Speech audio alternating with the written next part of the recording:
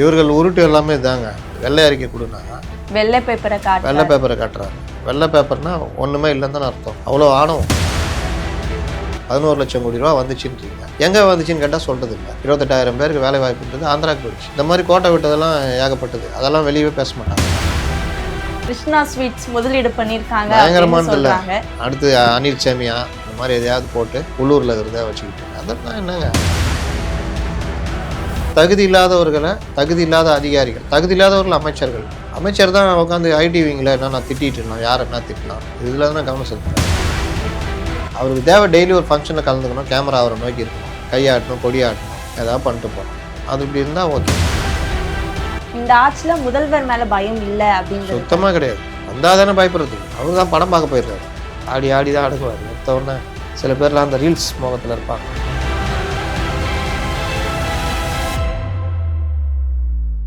Cloud7 voice நேயர்களுக்கு வணக்கம். இன்றைய நேர்காணலில் நம்மோடு இணைந்திருக்கிறார் மூத்த ஊடகவியலாளர் முத்தலிஃப். வணக்கம் சார். வணக்கம். இப்ப தமிழ்நாட்டுல முதலீடுகள், எதிர்க்கட்சி தலைவர் எடப்பாடி பழனிசாமி பெரிய குற்றச்சாட்டு வச்சிருந்தாரு. ஏன்னா தமிழ்நாடு கடன்ல போயிட்டு இருக்கு, அதுவும் இல்லாம முதலீடுகள் எல்லாம் நம்ம அண்டை மாநிலத்துக்கு போயிட்டு இருக்கு. அப்படி இருக்கும் போது தமிழ்நாடு அரசு இதை ஏன் ஒழுங்கான முறையில கையாளல? தமிழ்நாடு கரெக்டாக தான் கையாளுது. திராவிடன்றாங்கல்ல, நம்முடைய திராவிட நாட்டுக்கு தானே போகுது. திராவிட நாடு தான். அவர் 10 லட்சம் கோடி 11 லட்சம் கோடின்னு சொல்றது திராவிட நாட்டை சொல்றாரு. திராவிட மாடல் அரசு தானே. ஆந்திராவில் தமிழகத்துக்கு வரல அப்படின்றது திராவிடத்துக்கு போச்சு இல்லைங்க, திராவிட நாடுக்கு போச்சு இல்லை. நீங்கள் ஆந்திரா நான் திராவிட நாடை சேர்ந்தது தான். கேரளா திராவிட நாடு, கர்நாடகா இது அவர்களை எடுத்துக்கிட்டாங்கன்னா நம்ம எடுத்துக்கிட்டாங்கன்னா திராவிட மாடல். அதனால் திராவிடத்துக்கு போச்சு. இவர்கள் உருட்டு எல்லாமே இதாங்க. நீங்கள் இது வெள்ளை அறிக்கை கொடுனா வெள்ளை பேப்பரை காட்டுறாங்க. வெள்ளை பேப்பர்னா ஒன்றுமே இல்லைன்னு தானே அர்த்தம். அவ்வளோ ஆணவம்.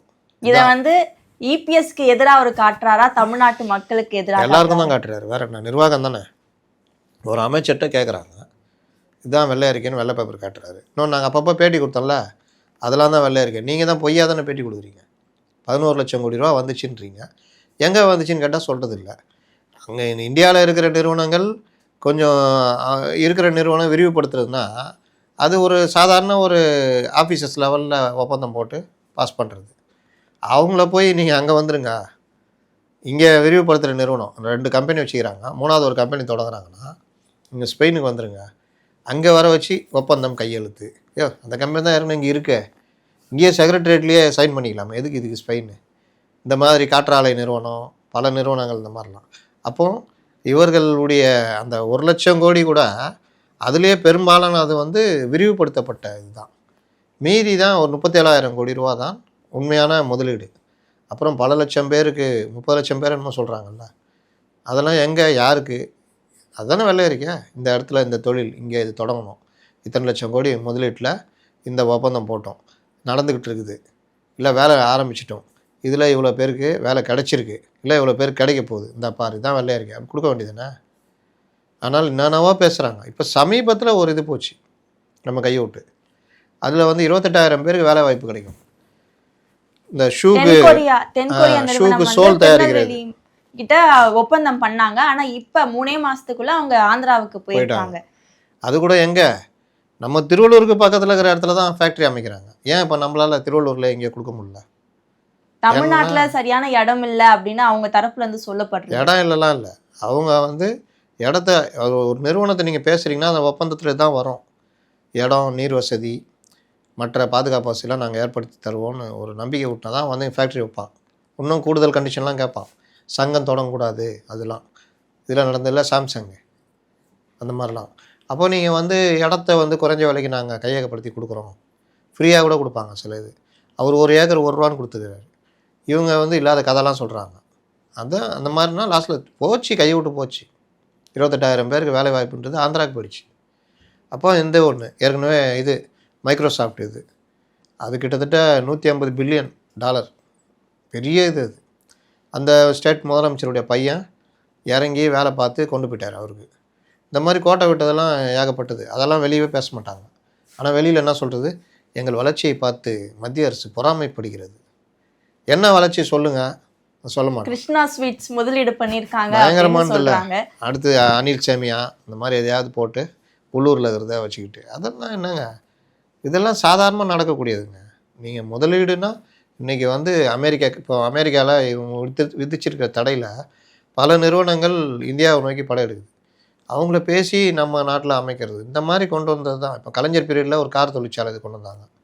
அதெல்லாம் வந்து நமக்கு பெரிய ஒரு இதுவாக இருந்தது. அரசில் அந்த தொழிற்சாலை வெளியே போயிடுச்சு. இந்த மாதிரி வர்றதை காப்பாற்றவும் தெரியல, புதுசாக கொண்டு வரவும் தெரியல. ஏன்னா தகுதி இல்லாதவர்களை, தகுதி இல்லாத அதிகாரிகள், தகுதி இல்லாதவர்கள் அமைச்சர்கள், அப்போ தகுதி இல்லாதவர்கள் தான் அதிகாரிகளாக இருப்பாங்க. இவங்களால போய் பேசி கீசி கொண்டு வரதுக்கான இதுவும் கிடையாது. தமிழ்நாட்டு மேலே அக்கறை இருக்கா? அதுவும் கிடையாது. இது எல்லாம் வரும்போது என்ன ஆகும்? எந்த திட்டங்களும் நம்மளை நோக்கி நகராது. முயற்சி எடுத்துக்கிட்டே இருக்கணும்ல, அதுக்கேற்ற அதிகாரி இருக்கணும், அமைச்சரை அவங்கள போட்டு நெருக்கணும். அமைச்சர் தான் உட்காந்து ஐடி விங்கில் என்னென்ன திட்டிட்டுலாம், யார் என்ன திட்டலாம், இதில் தான் கவனம் செலுத்துகிறாரு. அப்போ இன்னொன்று, அமைச்சர் ஏன் செய்யலைன்னு முதலமைச்சர் கேட்கணும். என்ன நீ உன் துறையில் என்ன பண்ண, என்ன தான் பண்ணிக்கிட்டு இருக்கேன்னு கேட்கணும். அவர் இவரை புகழ்வார், ஏதாவது ஒரு இது பண்ணுவார், ஒரு ஃபங்க்ஷன் நடத்துவார், இவர் கலந்துக்குவார், அவ்வளோதான். அவர் அதோட திருப்தி. அவருக்கு தேவை டெய்லி ஒரு ஃபங்க்ஷனில் கலந்துக்கணும், கேமரா அவரை நோக்கி இருக்கணும், கையாட்டணும், கொடியாட்டணும், ஏதாவது பண்ணிட்டு போகணும். அது இப்படி இருந்தால் ஓகே. இப்போ கூட இந்த மலைக்கு வெளியே வராமல் இருக்கார், என்னன்னு தெரில.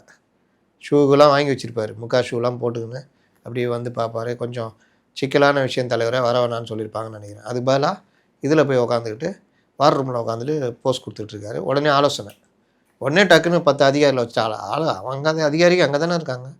அங்கே இந்த சிங்காரவேலர் மாளிகையில் தான் இருப்பாங்க. அவங்கள கூப்பிட்டு வச்சுட்டு ஒரு ஆலோசனை, அதை ஃபோட்டோ பிடிச்சி போடுறது. அதை தாண்டி பாருங்கள் பெருசாக எதுவுமே இருக்குது. அதான் இன்றைக்கி அவர் எடப்பாடி பழனிசாமி கேட்குறாரு, ஆலோசனை கூட்டங்களில் உட்காந்துக்கிட்டு ஃபோட்டோ ஷூட் பண்ணிகிட்டு இருக்காதிங்க, கீழே இறங்கி வாங்க. முதலமைச்சர் வந்தால் தான் பயம் வரும் அதிகாரிகளுக்கு, ஏதாவது கேட்டுருவாரோ. இந்த ஆட்சியில் முதல்வர் மேலே பயம் இல்லை அப்படின்றது சுத்தமாக கிடையாது. வந்தால் தானே பயப்படுறதுக்கு. அவர் தான் படம் பார்க்க போயிடுறாரு. அதனால் அவர் வந்தால் கூட அவரை அப்படியே கேமரா காமிச்சிக்கின்னு, இப்படி சார், அப்படி சார், இந்த கோட்டு போடுங்க சார், இப்படி நில்லுங்க சார் அப்படின்னா ஓகேன்ட்டு போயிடுறாரு. அதிகாரிகள் ஏமாற்றுவாங்க. அதை மீறி தான் நீங்கள் பண்ணணும். நீங்கள் வருஷம் பூரா மொக்கையான சாப்பாடு போடுவோம். நான் இன்றைக்கி ஆய்வுக்கு வரணுன்னு அன்றைக்கி தான் சும்மா சரியான ரைஸ் வச்சு சரியாக போடுவோம். உடனே ஐயா சாப்பிடுங்க, சாப்பிட்டு பார்த்தா நல்லா இருக்கே, யார் சமையல்காரமா, ரைட்டு. இப்படி போனால் என்ன அர்த்தம்? திடீர் விசிட் அடிக்கணும், அவங்கள்ட்ட கேட்கணும். ஒரு கலெக்டர் ஒருத்தவங்க இப்போ அவங்கள மாற்றிட்டாங்க. அந்த மாற்றினப்போ ஊரே அழுதுச்சு. அவங்க திடீர்னு ஒரு இதுக்கு போவாங்க, சாப்பாடு சாப்பிடுவாங்க. அந்த பசங்கள்கிட்ட கேட்பாங்க, சாப்பாடு எப்படிப்பா இருக்குது, நல்லா இருக்குதா, இல்லை இன்றைக்கி நீங்கள் வந்ததுனால தான் நல்ல சாப்பாடுன்ட்டாங்க ஒரு பையன். உடனே கூப்பிட்டு கண்டிச்சு. இந்த மாதிரி இது இங்கே ஒரு கலெக்டர் இருக்கிறார் திருவள்ளூரில், கேமரா பார்த்தோன்னா வீரம் காமிப்பார். உய் அவரும் நேற்று ஒரு நிமிஷம்ன்றாரு. இந்த குரலை எங்கேயோ கேட்ட மாதிரி இதை, இந்த ஒரு நிமிஷம் இந்த மாதிரி கலெக்டர் ஒரு வரவங்கள்ட்ட எல்லாம் அதிகாரிலாம் கிடையாது. நம்மளுக்கு கீழே இருக்கிறவங்கள தப்பு பண்ணுறாங்கன்னா நீங்கள் ரூமில் மற்ற இடங்களை வச்சு கண்டிக்கணும். ஆய்வு நடத்தினா ஆய்வு நடத்தி அதை கலையிற வேலையை பார்க்கணும். தப்பு பண்ணவங்கள தனியாக கூப்பிட்டு கண்டிக்கணும், மெமோ கொடுக்கலாம், சஸ்பெண்ட் பண்ணலாம். சும்மா நீ வந்துட்டு சீனை போட்டுனா இன்னும் கேமரா இருக்கும்போது அப்படி இப்படின்னா உங்களுக்கு கீழே இருக்க எளியவர்கள் என்ன பண்ணு, அவன் கை கட்டி இப்படி தலை குனிஞ்சு தான் நிற்பான்.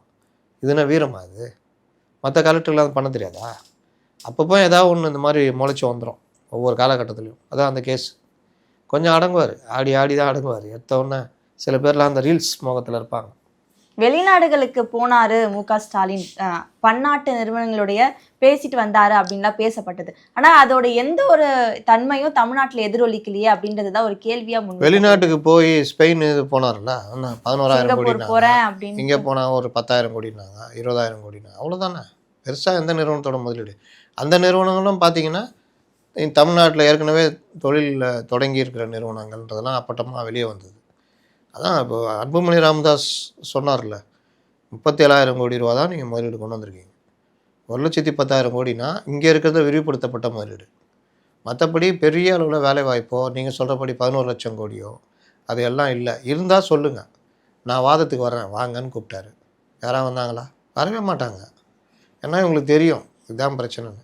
நீ போ, நான் வேறு இது பார்த்துக்கிறேன். மத்திய அரசே நாங்கள் தலை குனிய மாட்டோம், தொடர்ந்து போராடுவோம், இப்படியே கிளப்பி விட்டு போய்கிட்டே இருக்கிறது. என்னங்க முதலீடு வரல, தலை குனிய மாட்டோம், தலை நிமிருவோம், தமிழகம் தலை குனியாது. நான் கேட்ட கேள்வி பதில் இதுவே இல்லையா? அதான் அப்படிதான். மத்திய அரசே வஞ்சிக்காதே. சமகால அரசியல் நிகழ்வுகளை பகிர்ந்து கொண்டதுக்கு நன்றி சார்.